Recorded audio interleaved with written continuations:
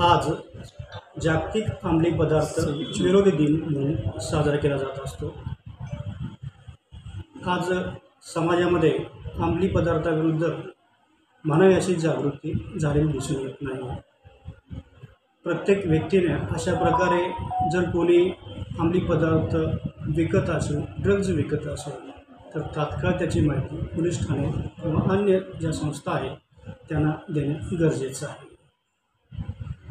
ज्या ठिकाणी अशा प्रकारे ड्रग्ज विकले जाते तेथील स्थानिक पोलीस स्टेशन किंवा वरिष्ठ कार्यालय, ड्रग्ज कार्यालय असे जे कार्यालय आहेत त्या ठिकाणी तात्काळ नागरिकांनी संपर्क साधावा, जेणेकरून पोलिसांना तात्काळ कारवाई करणे सोयीचे होईल।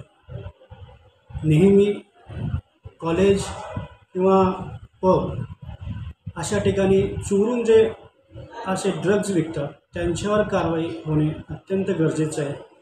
म्हणून आम्ही पोलीस दलामार्फत विनंती करतो की अशा प्रकारे जर कोणी चोरून विकत असेल तर तात्काळ पोलिसांना माहिती द्यावी, जेणेकरून त्यांच्यावर कडक कारवाई करणे सोयीचे होईल।